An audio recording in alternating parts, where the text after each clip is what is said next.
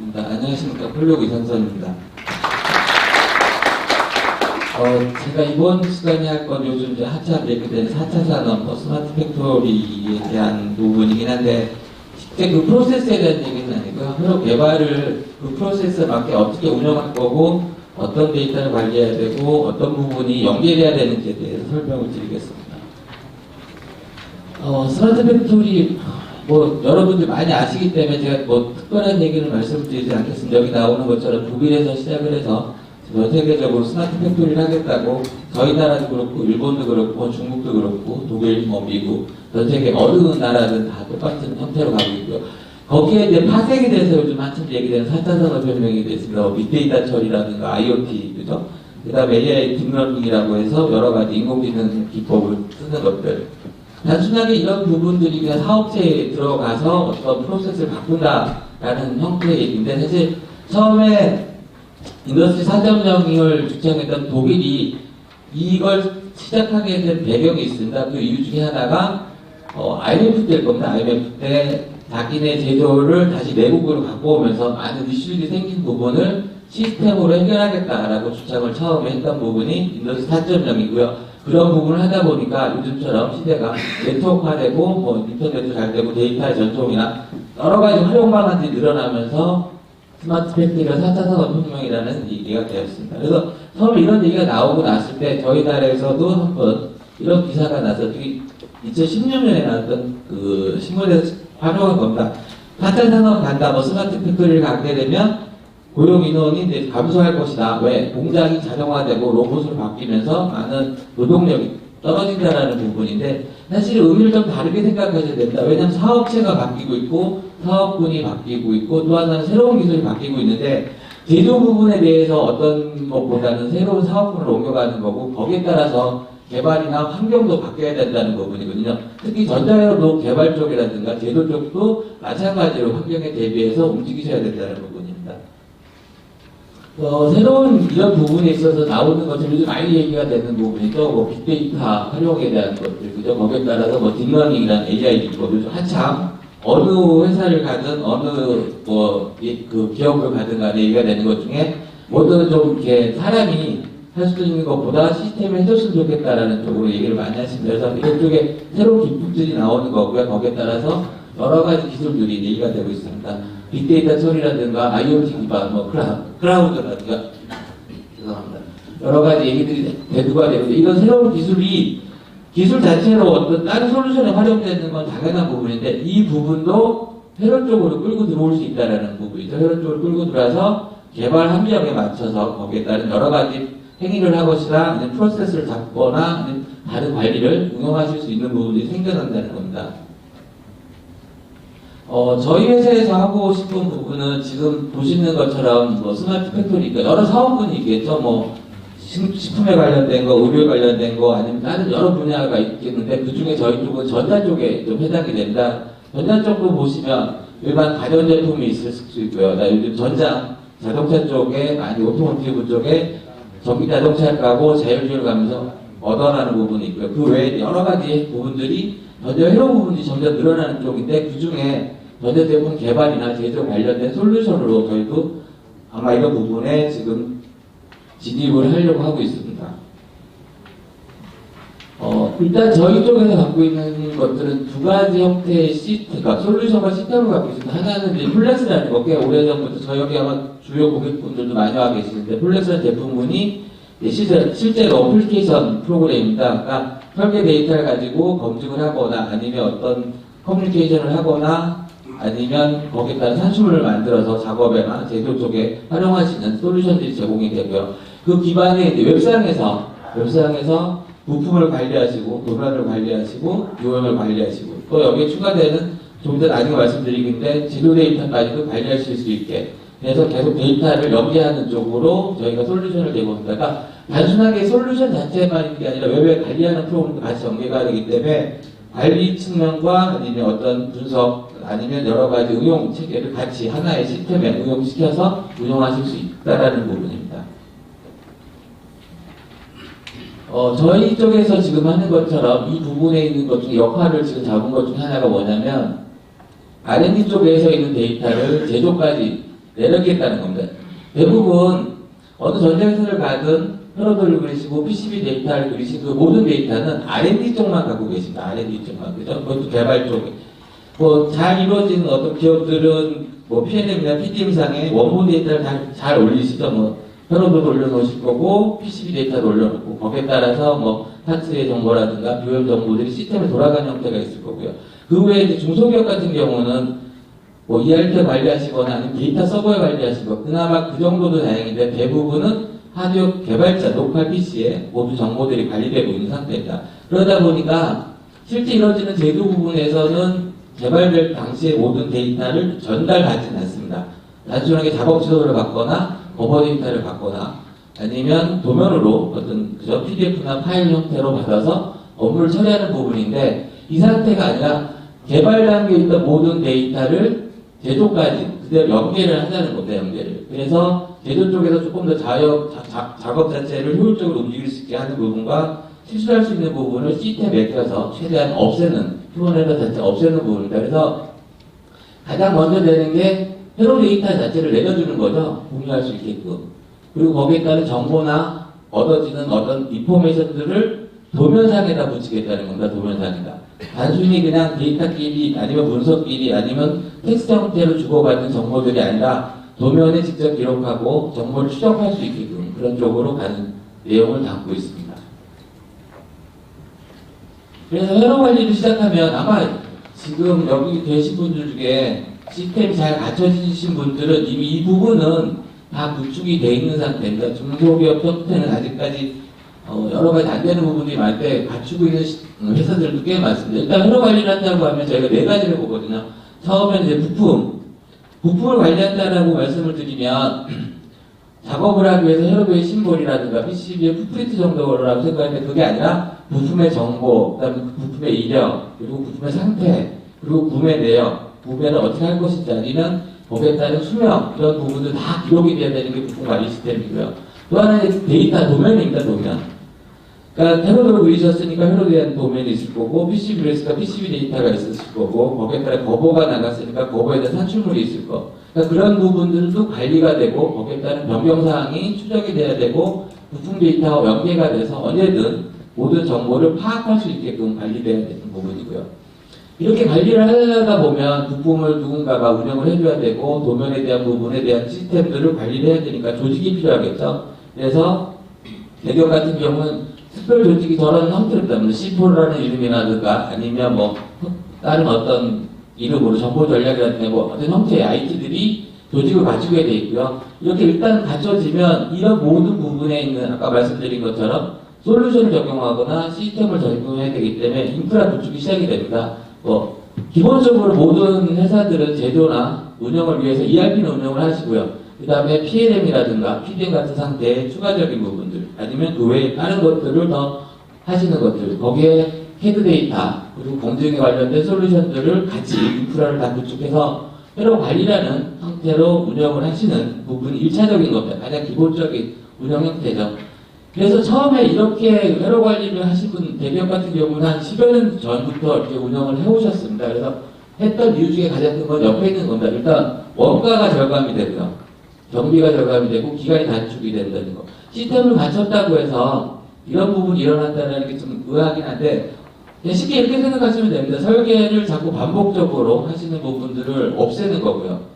개발 기간 자체를 축소하는 거고요. 그러니까 사람이 발생할 수 있는 휴먼 에러 자체를 없애는 걸로 해서 원가 절감이나 경비 절감 그리고 기간 단축들을 많은 이점을 이때까지 모아하셨는데 지금은 이 부분을 좀 넘어서 아까 말한 것처럼 데이터를 공유하면서 그 다음에 기술 자체를 시스템에 계속 쌓으면서 생기는 부분이 추가적인 게 두 가지입니다. 하나는 품질 쪽. 왜냐하면 전문가가 계속 그 모든 데이터를 보시고 관리해주거나 운영해 주시면 좋은데 사람이 언제든지 바뀔 수 있는 거고요. 환경이 바뀔 수 있습니다. 그리고 더 추가적인 기술이 들어올 수도 있는 부분인데 거기를 맞추지 못하게 되면 제품에 대한 품질을 향상시키는 부분이 아니라 어느 일정 수준까지는 유지하겠다라는 거죠. 확보해서. 그러니까 사람이 하는 부분을 자꾸 올려서 어느 누가 하든 일정한 품질 자체를 유지할 수 있게 가져가는 거고요. 그러다 보면 자연스럽게 경쟁력도 확보되는 형태로. 가장 큰 게 요즘은 예전처럼 뭐 제품 하나를 만들어 갖고 대량 생산에 수만 개를 만드는 게 아니고요. 옵션에 따라서 다양하게 가셔야 되는 환경들이 갖춰지고 있습니다. 그러다 보면 그런 걸 받을 수 있게끔 하는 자체가 경쟁력에 추가되는 부분 중에 하나입니다. 그래서 저희가 지금 스마트 팩토리를 했을 때 회로 쪽에서 지금 저희가 계속 얘기하고 있는 부분 중에 데이터 자체 운영 상태죠. 운영 상태를 하나의 프로젝트를 할 때 PCB를 자체 하나를 프로젝트로 운영을 해달라고 요구를 계속 드리고 있습니다. 기업에다가. 그래서 지금 보시는 것처럼 개발 단계는 어느 데든 다 비슷할 겁니다. 처음에 계획을 하실 거고, 회로도 그리실 거고, PCB 하실 거고, 그죠? 게이트는 하시는 기업이 있고, 아직 안 하시는 부분, 그러니까 검증이나 여러 가지를 시스템에서 운영하시는 쪽이 게이트인데, 그런 부분, 그리고 이제 제대로 들어가는 부분인데, 이렇게 흘러가는 거에 데이터의 기본을 회로의 하나의 PCB의 프로젝트로 묶어서 운영을 하자는 겁니다.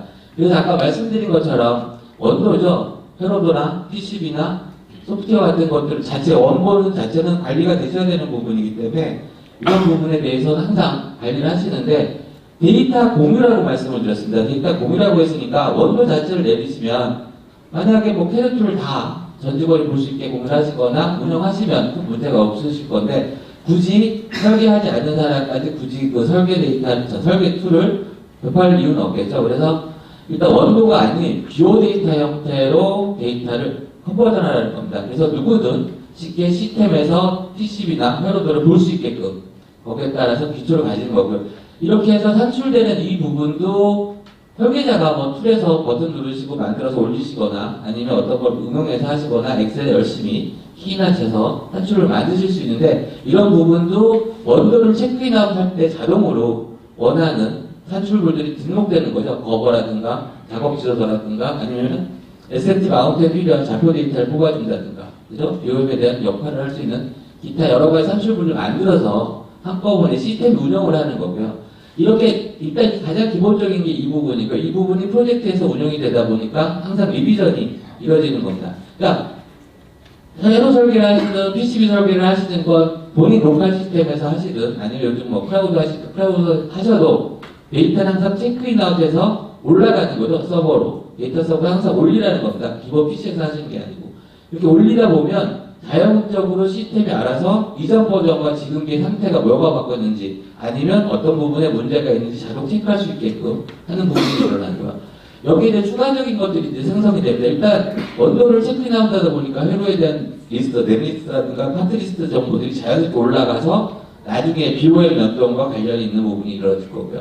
또 하나는 이제 제조 쪽으로, 아까 말한 산출물의 제조 쪽으로 들어가다 보니까 제조 사양에 대한 데이터가 출력이 될 수 있는데 이런 부분이 나가게 되면 여기서 끝나거든요. 현재까지 대부분 시스템이 갖춰진 부분도 이 부분까지 이제 어느 정도 꾸민 쪽은 많습니다. 그래서 제조 데이터까지 내보내는 것이 있는데 그 다음이죠.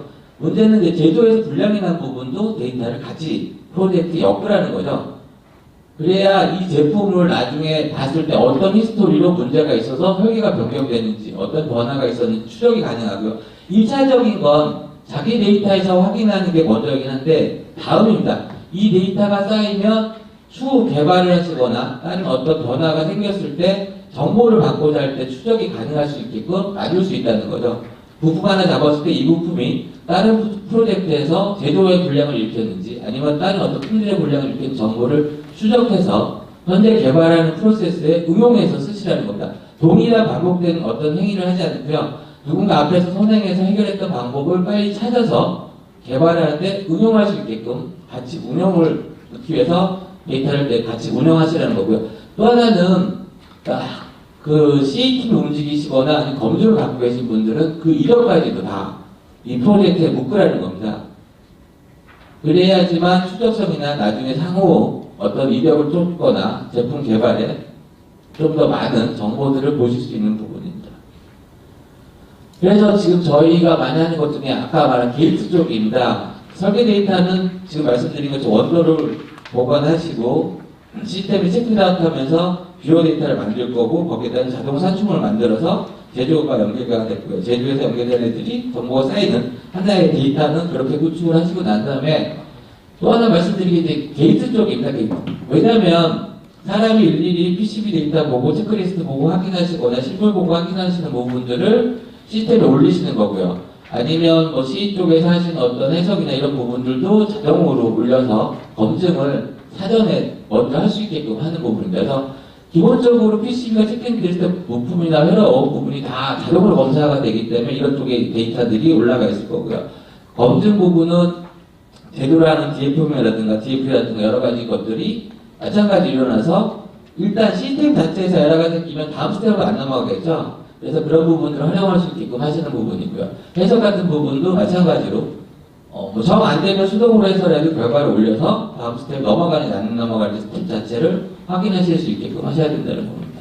그래서 이런 부분들이 쌓여 있는 거고요. 거기에 따라서 추후에는 시생산에서 에러가 났던 부분들도 게이트 쪽에 결과적으로 여기는 인풋 조건들은 시생산 쪽이라든가 아니면 C 전문가에 의해서 어떤 룰들이 정립된 게 계속 업데이트 되는 거. 그래서 보시는 것처럼 검증에 지금 베이직하고 어드밴스라고 두고 있습니다. 왜냐면 회사에서 운영하시는 체크리스트가 1차적으로 있는데 거기 값들이 딱 정확하게 표시가 되어 있지 않은 것들이 참 많아요. 그래서 기본적인 값을 넣어놓고 이 부분은 에러가 생기면 문제가 생기니까 이 부분을 통과하지 않으면 걸리지 않겠다라는 걸 베이직으로 가는 거고요. 상황이 좀 애매한데 이 부분은 추후 혹시나 개발 단계에서 문제가 생길 수 있다면 어드밴스에 넣어놓습니다. 어드밴스에 넣어놓고 제품을 개발하는 과정에 문제가 생기면 어드밴스 아이템이 자동으로 베이직한 아이템으로 올라가는 거죠, 시스템이. 그런 부분이 이제 이런 시생산이나 CE 쪽에서 하시는 분들에 의해서 결정이 되는 부분입니다. 잠깐 시스템에서 어떤 내용들이 보이는지 알려드리겠습니다. 1차적으로 지금 보시는 것처럼 하나의 지금 프로젝트가 데이터가 있습니다. 그래서 회로 설계라든가 검증에 관련된 거, PCB에 관련된 거, 컨트롤에 대한 거, 모든 부분들이 하나상에 다 있는 거고요. 또 하나는 거기에 따라 이리저리 다 찍혀 있습니다. 어느 변화가 생겼는지에 대한 부분들. 그래서 그런 내용을 보실 수 있는 거고요. 회로 같은 부분도 지금 보시는 것처럼 아까 말씀드린 게 도면 자체에 설계하신 작업을 로컬 PC에 저장하시는 게 아니라 체크인 상태로 계속 운영을 하시는 겁니다. PCB 자체도 똑같은 부분이고요. 그래서 이렇게 올려놓게 되면 아까 말한 원본은 데이터 서버에 운영이 되는 거고 지금처럼 비어 데이터가 떠서 그런 데이터를 누구나 쉽게 적용하고 찾아볼 수 있게 보안적인 문제도 있습니다. 보안적인 문제는 권한에 따라서 이 파일을 세이브할 수도 있고 못하게 할 수도 있고요. 아니면 볼 수도 있고 못 볼 수도 있게 하는 것들 다 시스템에서 통제할 수 있는 부분이고요. 아까 말씀드린 것처럼 우리 이제 2차적으로 PCB가 체킹되기 자동 검증 시스템에서 이렇게 돌아서 문제가 있으면 다음 단계에 못 넘어가는 거고요. 문제가 없으면 다음 단계로 넘어갈 수 있게끔 자동으로 시스템 운영을 하는 거고요.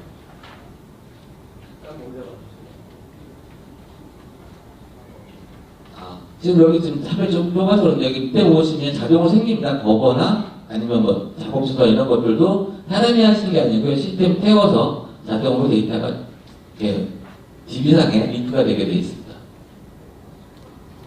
그리고 아까 말씀드린 것처럼 제품을 개발하는 단계에서 게이트 역할을 원하지 않습니다. 그래서 내가 어떤 행위 자체 프로세스를 정립하실 수 있습니다. 회로 데이터를 관리하겠다든가 아니면 검증을 하겠다든가 어떤 정보를 받겠다든가 출력하겠다든가 하는 부분들이 사전에 미리 다 설정할 수 있다는 거죠.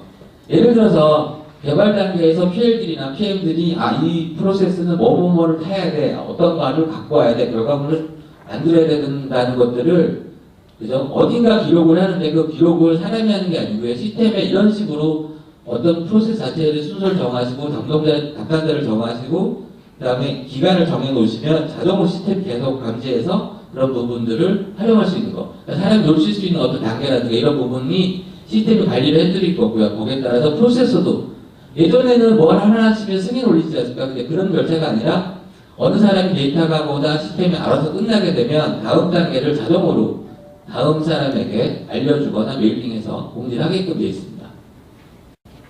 제조 연계 부분입니다. 제조 연계 부분은 지금 보시는 것처럼 저희가 많은 얘기들을 하는 게 가장 큰 부분이 이 시생산 쪽을 좀 잘 활용하시라는 겁니다. 시생산 쪽을. 대부분의 지금 뭐 대기업도 그렇고 중소기업도 그런데 좀 다른 부분이 뭐냐면 양산 라인을 갖고 있는 회사가 있고요. 제조 자체를 외주주는 쪽도 있습니다. 근데 개발자가 샘플 뜨는 라인과 양산 라인이 다른 경우가 많아요. 다른 경우가. 그래서 샘플 제작할 때는 어찌 보면 제품이 잘 개발이 되고 뭐 생산하는데 문제가 없다라고 했을 때 막상 양산에 들어가면 수율이 안 좋습니다. 품질 자체가 나빠지는 경우가 있어요. 그 이유는 처음에 샘플을 뜬 라인과 양산이 뜬 그 생산 라인의 환경이 달라서 그렇습니다. 달라서. 그러면 거기에 맞춰 대차 설계를 하시거나 아니면 추가 작업들을 하셔야 되는 부분인데, 되도록이면 시생산과 양산 라인을 유사하게 만드시라는 거죠. 그 이유 중에 하나, 그냥 쉽게 팁을 하나 드리면, 시생산에서 만약에 라인이 같은 SMT를 쓰시고 프로세서 같거나 내용이 같다라고 하면 시생산에서 셋업된 내용을 그대로 양산 라인에 셋업 시키시면 됩니다. 라인 하나 셋업할 때 요즘은 뭐 많이 좋아져서 빠르게 적용하시는 부분은 뭐 1시간, 2시간 안에 어떤 제품의 라인 셋업을 하신다고 할 때 대체적으로 반나절 걸리시는 분 많고요. 여차하면 하루가 걸립니다. 그래서 양산에서 샘플 라인을 받아주지 않는 거예요. 양산을 하고 있는데 잠시 뭔가 생산을 하는 자체를 바꾸기 어려워서. 그죠? 근데 시생산에서 했던 어떤 환경 자체, 모든 정보들이 같은 환경을 갖고 간다고 하면 그 상태를 그대로 양산에 밀어넣었을 때 크게 부담이 안 갑니다. 셋업 타임이 확 주는 거죠. 그리고 이미 시생산에서는 몇 번의 시행착오를 요구를 해서 환경 자체를 잘 꾸며놨기 때문에 양산에서 그런 반복 작업을 하지 않으셔도 됩니다. 그리고 또 하나는 이런 부분들도 조금 더 잘 보시고 어플리케이션을 찾아보시면 마운트 장비라든가 아니면 에어 장비라든가 그 외에 어떤 여러 가지 행위에 대해 필요한 데이터들을 쉽게 만들어서 올릴 수가 있습니다. 그렇게 되면 좀 더 나은 거고요. 그게 이제 셋업하는 쪽의 부분에 대한 거고, 이렇게 나온 건데 일단 양산에 가면 수율이 어느 정도 확보가 되기 때문에 사실 불량 사례가 그렇게 크게 많지는 않습니다. 근데 시생산은 아니죠. 일단 샘플을 만드는 단계의 위주이기 때문에 불량이 있어도 계속 리페어를 하거나 어떤 행위를 해서 데이터를, 그 샘플들, 제품들을 만들어 오는 과정인데, 이때 나왔던 불량 데이터를 잘 활용하시면 양산에서거나 다음 제품에서의 제품 자체의 어떤 불량 자체를 줄일 수 있습니다. 그러니까 그런 부분을 활용하는 거죠. 그러니까 시생산을 잘 운영하시면 아까 말한 것처럼 셋업이나 이런 부분을 많이 줄일 수 있는 것과, 또 하나는 거기에 생성되는 불량 데이터를 역으로 잘 관리하시고 운용하시면 다음 제품 개발할 때 기본적인 그런 부분을 해소할 수 있는 것들이 굉장히 많습니다. 그래서 그런 것들을 하는 거. 그래서 이런 불량 데이터를 자꾸 쌓아서 하시는데, 가장 큰 문제, 양산 라인이 넷대화되어 있으면 정보를 당연히 바로 받을 수 있겠죠. 그죠? 바로. 근데 외주로 주는 경우, 제대로 외주로 주는 경우. 데이터를 주지 않습니다. 왜냐면 샘플 주면 아까 분량을 만들어 보고 분량이 없다고 하거든요. 대부분 리피해서 오는 건데, 그걸 조금 더 잘 설득하셔서 어떤 문제들이 있었는지, 어떤 제조상의 문제가 있었는지, 테스트상의 문제가 있었는지 정보를 받으셔서 그런 부분들을 설계, 적용할 수 있게끔 토대를 갖추셔야 되는 부분입니다. 이렇게 하다 보면 지금 데이터하고 어떤 프로세스를 말씀을 드렸는데, 관련되어야 되는 아까 말한 것처럼 부품이나 회로, 그 다음에 다음 단계 보험 같은 부분을 말씀드립니다. 부품을 대부분 하시게 되면, 대체적으로 지금 그냥 운영하시는 거 이 두 가지죠. 회로들을 그리기 위한 심볼하고 PCB 설계를 위한 프린트가 대체적인 거고요. 조금 더 잘 되어 있는 시스템들, 뭐 CIS라고 해서 부품에 대한 어떤 정보를 갖고 있는 쪽은 파텔 인포메이션, 데이터 시트 정도 운영하시고요. 그런데 해석을 운영하시는 부분들은, 해석에 관련된 모델들은 대부분 해석하시는 분의 로컬 PC에 있거나 어딘가 데이터 서버에 운영하시는 거고, 기구적과 정합이라든가 여러 가지 문제를 보는 3D 데이터는 또 기구에서 갖고 있는 거. 그러니까 각각에 있는 데이터들이 사실 솔루션하고 연계가 되다 보니까 따로 있는 부분을 한쪽에 다 모으라는 겁니다. 한쪽에 모아서 전체 운영해서 관리를 하시고 내용을 보실 수 있게끔. 이 데이터 부분도 사실은 개발자만 보시는 것도 아니고 PCB 설계자만 보시는 것도 아니고요. 제조라든가 그 외에 여러 사람들이 모든 정보를 다 보셔야 된다. 그리고 중요한 건 이 부품에 있는 다양한 정보 중에 요즘 추세가 뭐죠? 거기에 따른 어떤 그 레벨이라고 하죠. 뭐 이가 단종이 됐는지 금지가 됐는지 하는 부분, 그리고 단가 같은 부분들에 대한 역할들을 보셔야 됩니다. 대표적으로 많이 하시는 것들이 형상에 대한 것들은 제조에서 굉장히 민감한 부분이고요. 구매 같은 경우는 이 부품이 단종이 됐는지 아닌지, 그죠?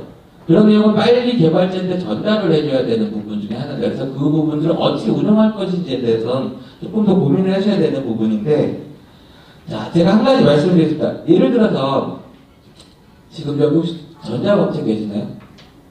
전자업체 같은 경우에 부품을 관리해서 그 부품을 갖고 가는 기간이 10년입니다. 10년. 그죠? 10년. 제품 자체를 유지해주는 게 10년이거든요. 대부분 가전제품이 3년에서 5년 어느 정도 유지를 하시는 거고, 산업용이 거의 10년에서 20년 유지를 해주는데, 반도체 관련된 부품들은 길어야 부품 업체에서 3년 이상 유지시키는 지켜주지는 않습니다. 그렇게 되면 부품을 제가 이 제품을 AS를 하거나 계속 유지하기 위해서 창고에 어마어마하게 쌓아야 되지 않습니까? 어마어마하게. 그죠? 미리 사다 놓고. 근데 그렇게 할 수 없는 게 요즘에 BJ 부품 같은 경우 일정 시간이 지나면 못 씁니다. 하고 나서 잘 갖추셔야 되고 창고 정말 비싸게 운영하셔야 되는데 그런 부분에 있어서 단종이 이루어지는 걸 빨리 알고 그 부분을 담당했던 PL이나 그 제품을 개발했던 자에 알려서 대체 부품을 하거나 변경을 하셔서 서로 승인을 받아야 되는 부분들. 그러려면 일일이 구매가 이 부품을 찾아서 도면이 어디에 쓰는지도 찾아서 담당자한테 알려야 되는 이런 부분들이 자동으로 하는 거죠. 구매 쪽에서 이 부품이 한 6개월 뒤에 단종일 겁니다. 그리고 아마 아니면 이 부품은 더 이상 쓰면 안 됩니다. 금지를 때렸을 때 시스템이 자동으로 알아서 각 담당자에게 알려주는 거죠. 대안을 내라. 제품을 단종하든가 아니면 대체 부품을 만들어서 개발하시던가 하는 부분들이 이루어질 수 있습니다. 그래서 부품 같은 경우 이렇게 리스트가 뜨고요. 쉽게 찾아서 보시는 부분. 그래서 부품을 그냥 쭉 하시죠. 제가 설명드리겠습니다. 부품도 하는 부분이 이거죠. 개발자는 자기가 쓰고 싶은 부분을 부품 업체라든가 아니면 인터넷 찾아서 자기가 제품 개발에 사용을 하는데 그걸 지금 방지하고 있습니다. 왜냐하면 금지시키는 이유 중에 하나가 부품을 쓸 때 이미 사전에 누군가 써볼 수 있었다는 거에 정보를 받아야 되는데 시스템이 없으면 그 정보를 받을 수 없기 때문에 이 제품이 만약에 금지시켰는데 사용하는 경우도 있고요. 아니면 어떤 이유 때문에 못하게 하는 부분들이 있는데 그런 부분을 못하게 하는 것도 있고요. 또 하나는 부품이 이력이 돼 있는 부분에 대한 히스토리를 추적을 해야 되는데 그런 부분을 못 볼 수 있습니다. 그래서 그런 부분도 조금 더 다양하게 보셔야 되는 거고요. 레벨 같은 경우가 말씀드린 것처럼 어떤 부분에 등급을 하는 거죠. 대체품의 A냐, B냐, C냐, 단가에 대한 부분도 있을 거고, 품질에 대한 부분도 있을 거고요. 거기에 따른 이제 다양한 내용들. 그리고 아까 말씀드린 것처럼 부품이 사용된 도면이 모두 정보가 링크가 됩니다. 그래서 아까 말씀드린 것처럼 레벨에서 단종이나 금지를 때리게 되면 연결된 모든 도면을 갖고 있는 리더에게 알려주는 거죠. 이 부품이 조만간 단종을 하거나 금지를 할 거니까 대안을 내놓으라고 바로 공시되는 거고요. 가장 큰 거는 만약에 그 개발자가 회사 계속 유지가 되고 운영이 된다고 하면 사실 뭐 메일로 전달해도 되겠죠. 근데 담당자가 바뀌거나 팀이 바뀌었을 때 그죠? 그러면 도면에 대한 링크가 바뀌겠죠. 담당 주 부서가. 그렇게 되면 그 사람한테 알려줄 수 있도록 해야 됩니다. 만약에 사람이 없으면 그 부분은 다른 대안이 없으니까 시스템이 감당할 수 있는 게 아니라 운영할 수 있는 형태로 다 운영이 되셔야 됩니다. 그리고 마지막 스트레스 DB라는 건 요즘에 이제 부품을 단순하게 아까 말씀드린 것처럼 심볼, 풋프린트, 그리고 뭐 해석 관련된 모델이 아니라 데이터 시트에 있는 내용들을 그냥 PDF 파일로 관리가 하는 게 아니고요. 그 안에 있는 정보를 시스템에 DB 형태로 넣어놓으라는 겁니다. 저걸 잘 넣어놓게 되면 추후에 해석 관련된 부분을 응용하실 수 있고 검증 관련된 부분에 응용하실 수 있기 때문에 조금 더 많은 데이터의 작업이 많아지긴 하지만 관리를 하시는 게 도움이 되실 겁니다. 도면 부분입니다. 도면 부분 아까 말씀드린 것처럼 전체가 한눈에 볼 수 있도록 관리가 돼야 되고 모든 데이터는 PC가 아닌 시스템에다 시스템 형태로 운영을 하셔야 되는 그런 쪽이고요. 운영이 되실 때마다 보시는 거죠. 아까 그 시스템 보신 것처럼 자동으로 이전 버전과 지금 버전의 차이를 보실 수 있는 거고 검증에 프로세스 정해놓은 검증에 따라서 움직이실 거고 더한 건 뭐냐면 산출물입니다. 자기가 원하는 산출물을 사람이 일일이 키인해서 만드시는 게 아니고요. 최대한 되도록이면 시스템이 자동화해서 만들고 운영될 수 있게 검증될 수 있게끔 하시라는 거죠. 그런 부분을 하시게 되고 이렇게 이루어지면 이 데이터 자체를 아까 말한 개발자만 보거나 아니면 특정 어떤 부서에서 보시는 게 아니라 전체를 다 공유해 드릴 수 있다는 거죠. 공유. 그래서 제도까지 내려가실 수 있게끔. 그래서 제도에서 쓰는 뭐 생산기술 부분에 있는 사람, 제도 기술에 있는 사람, 아니면 품질에 있는 사람도 데이터를 확인하고 보시는 부분, 그런 쪽으로 운영을 하시라는 거고요. 거기에 따라 지금 보시는 것처럼 권한이 주어지게 있습니다. 그러니까 데이터를 봤는데 이 사람은 그냥 볼 수만 있는 거, 세이브하지 없게 하는 부분이 있고요. 아니면 거기에 따른 다양한 내용들을 잡아서 다른 업체와 공유할 수 있게끔 하는 부분들도 있고요. 아까 말씀드린 디비전에 대합니다. 그러니까 PCB는 PCB대로, 회로도는 회로대로 이전 버전과 어떤 부분이 차이가 나는지 기록이 되어 있는 거죠. 그러니까 작업한 모든 데이터들은 시스템이 알아서 이전 버전과 어떤 게 달라졌는지 계속 비교가 누적이 되어 있습니다. 그래서 설계자라든가 개발자라든가 어떤 내용 자체가 어떤 상태로 변해왔는지, 그죠? BOM이 바뀌어서 어떤 부품이 바뀌었는지도 다 보일 수 있는 거고, 회로도상이나 아니면 PCB상의 설계 자체가 어떤 부분이 바뀌었는지도 추적할 수 있게끔 다 정보가 링크되어 있습니다. 많이 사시는 게 이제 검증이죠. 지금 보시는 것처럼 검증은 다양한 게 있습니다. 제조에 관련된 거, 일렉트리컬한 거, 그 다음에 어셈블리 관련된 거. 기구도 마찬가지로 시스템 올려놓는 거죠. 사람이 직접 열어서 런을 하거나 아니면 체크리스트를 유관공사 하시는 게 아니라 체크인할 때 자동으로 시스템이 검토해서 내용들을 파악할 수 있는 거. 또 하나는 이런 어떤 룰들을 집어넣었기 때문에 어떤 결과가 나왔다는 걸 추적을 해야 되거든요. 개발자는 그냥 검증을 했는데 페일이 났다는 거죠. 근데 그 이유도 모를 경우가 있는데 그런 부분도 룰에 대한 어떤 입력 조건, 정보들을 다 넣으실 수 있는 거고요. 다음에는 아까 말씀드린 제도 쪽입니다. 산출물을 만드시라는 부분들, 마운트에 관련된 정보를 만드시거나 아니면 작업소 자체도 시스템이 알아서 만들어서 배포할 수 있게 사람이 일일이 뭐 PDF 파일을 여시고 PPT 열어서 만드시는 게 아니고 도면을 체크인 하시면 자동으로 시스템이 알아서 이런 제조 관련된 데이터도 산출을 만들라는 겁니다. 그리고 저희 많이 말씀드린 것 중에 하나가 대부분 설계 변경을 요구하기 위해서 ECR이라든가 뭐 EO 같은 시스템들을 운영하시는 부분인데 대부분 그저 문서에다가 내용을 쓰십니다. 그죠? 내용을 기록하셔서 어떤 부분을 바꿔주세요. 어떤 내용을 하세요라고 그죠? 그렇게 요구를 하시면 설계 이제 담당자나 PCB 설계자나 그 내용을 보고 바꾸고 내용을 기록해서 다시 올린 다음에 메일로 어떤 부분이 바뀌었습니다라고 하고 그림 캡처해서 올리시는 거죠. 그래서 시스템에 ECR을 운영하시는 부분 대부분인 건데 아니면 그냥 메일상에 주고받는 거죠. 어떤 부분 바꿔달라. 그럼 아까 좀 전에 보신 것처럼 리비전에서 자기가 변경을 요구했기 때문에 그 부분을 정확히 파악을 하시고 처단을 보신다. 근데 그 이외에 옆에 바뀌는 것들은 안 내요. 그리고 그렇게 한두 번 지나가면 좋은데 나중에 ECR의 테스트는 정말 많이 썼다. 어떤 설계 변경이 이렇게 텍스트로 막 쌓여 있는데 어떤 부분이 잘 눈에 안 들어오죠. 그죠? 그게 단지 문서로만 되어 있어서 그럽니다. 그래서 그런 부분을 기록하실 때 처음부터 그냥 여기다 이렇게 이런 식으로 표기를 하라는 거죠. 문서 열어서 어떤 부분을 바꿔달라, 어떤 문제 때문에 이렇게 된다라는 거. 특히 이런 부분을 잘 활용하시면 어떤 게 되냐면 아까 보여드리기로 할 건데 부품 같은 경우에 부품에다 직접 마크업을 해놓고 어떤 내용에 문제가 있다 기록을 해놓으시면 추후에 그 부품 검색에서 아까 UPMS라는 부품 검색을 끄집어냈을 때 예전에 어떤 기록들의 문제가 있었다는 리스트를 다 보여드릴 수 있습니다. 그럼 이 부품 활용하거나 설계하실 때 그런 부분 정보를 활용하실 수 있는 거고요. 또 회로 부분도 마찬가지입니다. 넷네임이 표준돼서 잘 운영하시면 도움이 되시긴 하는데 넷네임이 예를 들어 플러그인데 플러그인 어떤 문제가 이렇게 됐으니까 해달라고 했을 때 그 부분을 기록해 놓으면 나중에 그 네임으로 검색을 해서 이런 부분의 회로는 이런 식으로 가이드를 가야 된다라는 것들을 활용하실 수 있는 거. 그러니까 단순히 데이터를 기록해서 관리하고 집에 쌓는 게 중요한 게 아니라 그 데이터를 활용할 수 있게 가져가려고 하면 일단 이전에 있던 데이터의 추적이 돼야 됩니다. 추적. 그러니까 추적을 하기 위해서는 어떤 기준이 잡혀야 되거든요. 1차적인 건 도면 데이터인데 그 도면보다는 그 안에 있는 부품이나 회로에 대해서 정보를 담아둘 겁니다. 정보를 담아드리게 되면 그 플래그를 갖고 추적할 수 있게끔 그래서 다음에 활용할 수 있는 사례로 갈 수 있다는 부분이죠.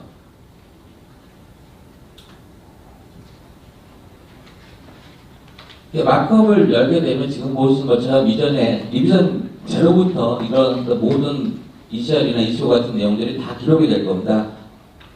그렇게 열게 되면 기록된 내용들, 그러니까 이 자체, 그러니까 시스템에 들어가지 않고 어플리케이션 들어가지 않고 화면상에도 일단 어떤 부분이 바뀌었다라든가 어떤 내용이 바뀌었다라는 것들이 기록이 되고 승인 작업을 어떻게 했는지도 확인하실 수 있는 부분이고요. 그래서 저걸 클릭하게 되면 실제 도면을 열어서 지금 화면이 작아서 그런 부분인데 보시는 것처럼 어떤 누군가가 어떤 내용을 변경을 요구했고 그런 부분이 이루어졌는지 다 확인하실 수 있는 거고 거기에 따라서 누가 승인을 했고 어떻게 폴로했는지도 확인하실 수 있는 부분입니다. 다 드시고 그리고 이제 아까 말씀드린 중에 하나입니다. 제도 쪽에서 어떤 파트에 문제가 생겼으니까 변경을 요구할 수 있거든요. 그렇게 되면 여기서 이렇게 선택을 하시는 거죠. 선택을 하고 마크업을 누르게 되면 자동으로 도면이 떠서 그 부분에 주밍이 되고 화면이 이동이 됩니다. 그러면 거기에다가 어떤 문제가 있었는지 그런 부분들을 키인해서 기록하시고 누군가에게 요청하는지 담당자가 기록할 수 있게끔. 그러니까 문서를 계속 그냥 키인해서 쓰시거나 어떤 내용을 만들어서 메일상에 보내시는 게 아니라 도면에 직접 표기해서 좀 더 정확하게 정보를 전달하는 거고요. 전달된 정보는 거기에 따라서 어떻게 행위를 했는지 그 기록이 남아서 볼 수 있게끔 하는 부분입니다. 잘 활용하시게 되면 이 부분을 좀 자영하시는 사업부는 어떤 내용이 있냐면 앞에서 어떤 요구사항을 딱 정리를 해요. 그러면 설계자가 설계를 변경하실 거지 않습니까? 그죠? 그러면 뒤에 있는 도면 데이터와 지금 이 마크업한 데이터가 분리되어 있습니다. 그러면 다음 버전이 일어난 확인하시는 분은 다음 버전의 도면을 읽으시고 이전에 내가 어떤 내용을 했는지 보면 정확히 그 위치에 가서 내용을 보실 수 있고요. 그리고 이전에 어떤 도면 상태를 클릭하시게 되면 이미지로도 볼 수 있고 도면을 열어서 아까 CP처럼 비교해서 확인하실 수 있는 그런 레벨도 있습니다. 예, 이제 BOM에 대한 부분입니다. BOM은 아직까지 이제 기업에서 굉장히 아직까지 숙제죠. 숙제 중에 가장 큰 문제 중에 하나입니다. 왜냐하면 아무리 부품 시스템을 잘 갖추고 있어도 문제고 부품에 관련된 관리 시스템이 없거나 아닌 경우에는 직접 사람이 키인하는 부분이 대부분이죠. 대기업 같은 경우에는 부품이 회로도 그리실 때부터 PCB 그릴 때가 연결이 잘 돼 있기 때문에 비용 뽑으시면 변동사항이 없습니다. 그래서 일단 생성할 때는 큰 문제가 없어요. 근데 중소기업 같은 경우에는 회로도 그리실 때 심볼했었던 파트와 PCB에 그렸던 프린트명이죠. 파트를 그렇게 쓰시다 보니까 두 개 연결성이 없습니다. 연결성이. 그래서 뷰를 만드실 때 보면 엑셀을 열어서 일일이 속속값이나 이런 걸 보고 ERP 있는 자재 코드 열어서 기록을 하시죠. 기록을. 그죠?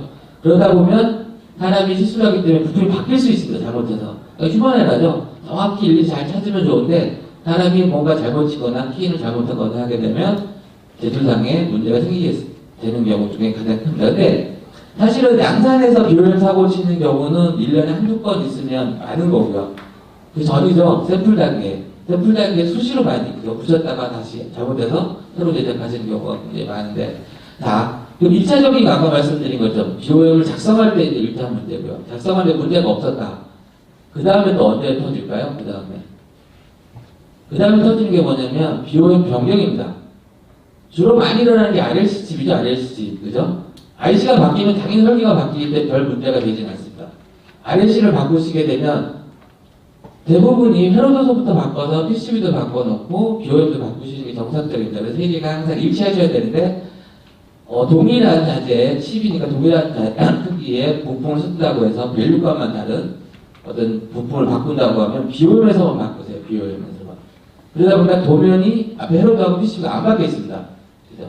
PCB하고 그 도면 사이즈라고 해서 제도할 때 문제가 없다 쳐도 회로도 자체도 예를 들어 15을 썼다가 BOM 35으로 바꿔놨는데 회로도는 계속 15을 유지하고 있는 상태죠.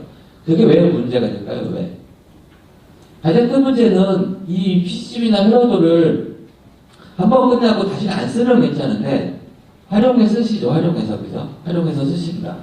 뭐 리뷰더 바뀔 때 어떤 회로를 바꾸겠다라고 해서 바꾸시면 회로도 뽑을 때 저는 이미 이전에 35분 해놓은 게 안 바뀌어 있죠. 다른 쪽으로 바뀌어 있는데 그러면 그 부분은 일일이 사람이 찾아서 수정을 하셔야 됩니다. 그러니까 그런 문제가 있고요. 그나마 그러면 다행인데 리뷰더 같은 경우는 그나마 다행입니다. 왜? 개발자가 계속 연속적으로 이어지기 때문에 정보를 알고 있어요. 그래서 본인이 바꾸시면 돼요. 만약에 이 제품을 설계한 거를 다른 사람이 개발한다고 가져가면 그죠? 그러니까 대부분 개발이 처음부터 PCB 회로도를 다 그리시는 게 아니라 이전의 걸 찾아서 가져다 쓰는 경우가 참 많으시지 않습니까? 그죠? 그럴 경우 그 사람은 이전 사람이 했던 동일한 실험을 계속 똑같이 하셔야 되는 거죠. BOM상이 바뀐 게 회로도에 기록이 안 돼 있기 때문에 히스토리가 없어서 동일한 작업들이 이루어집니다. 그래서 되도록이면 BOM상의 어떤 내용이 바뀌었을 때 그런 부분을 바로 PCB상에 다 적용할 수 있게끔 하는 이런 부분들이 이루어져야 되는 거죠. 시스템이 잘 갖추시게 되면 내가 엑셀상에서 작업하시면 절대 이루어질 수 없는 부분 중에 하나입니다. 시스템에서 BOM에 있던 내용 중에 어떤 부분을 어떻게 바꾸겠다고 하시면 1차적으로 시스템 검사를 합니다. 얘를 PCB상에 프린트를 안 바꿔도 되는지 그래서 그런 부분에 이뤄서 검사를 하시고 그게 되면 BOM은 자동으로 바뀌어갈 거고요. 사람이 회로도를 바꾸지 않아도 시스템이 알아서 회로도에 리뷰를 찍고 그 부분을 변경해 놓을 겁니다. 그러니까 항상 마지막에 생산했던 뭐 샘플 뜻이든 양산 뜻이든 항상 마지막에 생산했던 패러드와 PCB 데이터가 연결이 되어 있기 때문에 누구든 이 데이터를 활용하게 되면 거기에 대한 히스토리나 정보를 다 보실 수 있는 것도 있고 사고를 치지 않는 것 그리고 동일한 어떤 반복적인 일이 일어나지 않는다라는 부분들이 이뤄질 수 있는 부분입니다. 또 하나는 요즘에 이제 그 마스터 PCB죠. PCB 하나 떠놓고 옵션에 따라서 뭐 어떤 기능들을 할 수 있게 레이아우트 기능을 많이 쓰시는 이쪽 부분인데 이럴 경우에 이 내용이 재밌는 것 중에 하나가 뭐냐면 이렇게 할 수 있는 이 내용을 알 수 있는 사람은 개발자밖에 없습니다. 그래서 개발자에 의해서 이 부분을 붙일지 안 붙일 것인지 아니면 다른 파트를 붙여야 되는 건지 이런 부분을 알 수 있는 게 개발자밖에 없어서 이 내용 자체에 대한 것들의 BOM이나 어떤 내용 자체는 모두 다 개발자에 의해서 이루어집니다. 근데 이런 부분을 어떻게 시스템에 넣을 거냐는 거죠. 시스템에 넣어놓게 되면 처음 개발할 때 이런 내용이 기록이 될 거고 거기에 따라서 BOM이라든가 파트에 자체되는 어떤 내용들이 바뀌게 되면 추적이 가능할 수 있게끔 그리고 그 개발자가 다른 사람과 커뮤니케이션 할 때도 예전 기록이 왜 이유를 바꿨는지 아니면 어떤 것 때문에 했는지가 다 표기되어 있기 때문에 좀 더 쉽게 그런 내용을 확인하실 수 있는 좀 내용들. 그래서 베리언트는 솔직히 말씀드리면 예를 들어서 캐드 툴에 따라 속성이 좀 다릅니다. 캐드 툴에서 지원하는 게 있고요. 캐드 툴에서 지원하지 않는 경우도 있습니다. 하지만 캐드 툴에 지원을 하든 안 하든 이런 게 중요한 게 아니라 그게 시스템상에서 관리가 돼야 된다는 거죠. 제가 하나 더 말씀을 드리면 베리언트를 하다가 예를 들어서 마스터 PCB 하나에 베리언트 5가지 있습니다. ABCD 이렇게 해서 쓰셨는데 예를 들어서 C에서 어떤 부분을 바꿔요. 바꾸는 거는 상관없습니다. 왜? PCB 데이터가 바뀌지 않으니까. 그죠? 근데 만약 C에서 설계 변경을 요구합니다. 설계 변경을.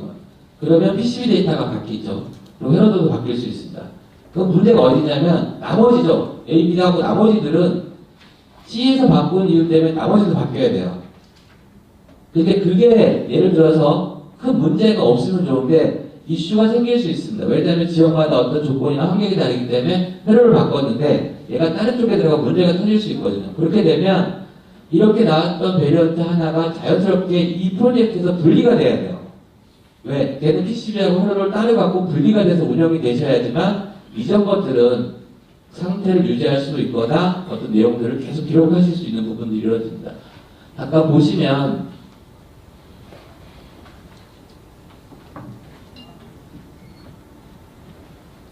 지금 보시는 것처럼 이게 마스터에 대한 내용입니다. 마스터에 쭉 내용이 있어요. 그래서 밑에 보시는 것처럼 미국향이라든가 뭐 중국향이라든가 일본향에 따라서 각각 파트가 어떻게 바뀌는지 어떤 파트를 쓰였는지 붙였는지 안 붙였는지 이런 내용을 보실 수 있는 부분이고요. 일단 BOM상은 이렇게 관리가 돼야 됩니다. 근데 BOM하고 관리돼야 되는 게 또 하나가 있어요. 대부분의 BOM상에서 베리언트를 제조업체에다 주고 끝내십니다. 그죠? 근데 제조는 BOM을 받으면 작업을 해야 되지 않습니까? 그죠? 몇 가지 정보를 받아야 됩니다. 그 중에 하나가 부품 좌표입니다. 왜? 이 부품 붙이고 안 붙이고 하니까 좌표가 달라지잖아요. 그죠?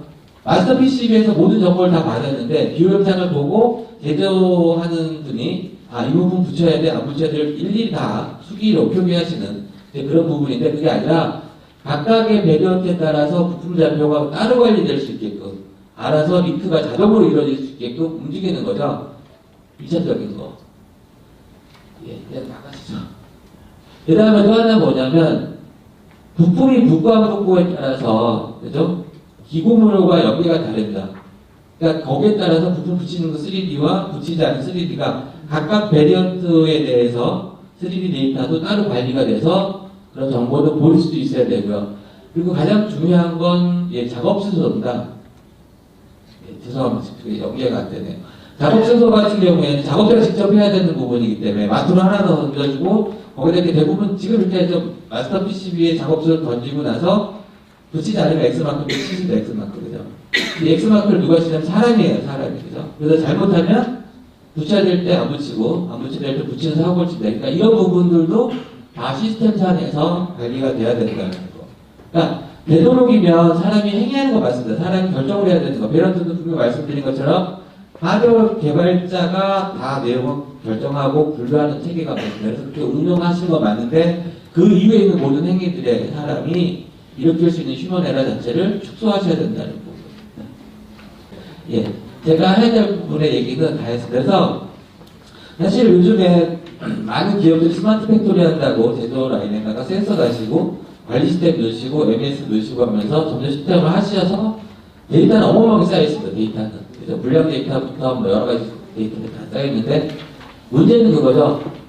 그 데이터를 활용할 수 있게끔 하는 방안들이 2차 지금 스마트 팩토리 단계입니다. 그러니까 빅데이터 쌓여있고 뭐 아까 말한 AI를 하시거나 딥러닝을 하셔도 중요한 건 그 데이터를 운용하거나 활용할 수 있고 그 다음 다음에 어떻게 제품에 대응할 수 있게끔 하는 방법.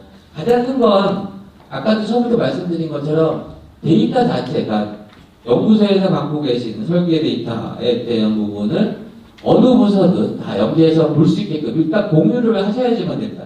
공유를 하시게 되면 제조에서 관련된 정보를 링크하거나 아니면 어떤 히스토리를 쫓거나 거기에 대한 이력을 추적하거나 하는 부분들이 참 용이하게 돼요.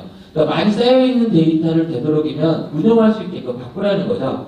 그러기 위해서는 보안 문제 때문에 아직도 이제 PCB에 대한 원도, 기호 데이터를 제도까지 담보되는 업체들이 참 많은데 그러시지 마시고 운영 방향에 따라서 데이터를 숨기거나 변형할 수 있습니다. 그래서 되도록이면 어느 부서든 특히 제조 쪽에는 이런 설계 데이터를 잘 공유하셔서 운영하시게 되면 조금 더 작업이나 아니면 정보라든가 이런 쪽에 업무를 효율적으로 운영하실 수 있는 부분입니다. 그래서 이런 쪽의 데이터를 시스템하고 솔루션을 잘 엮으셔서 구축하시기를 바랍니다. 예, 제가 드릴 말씀은 다 했습니다.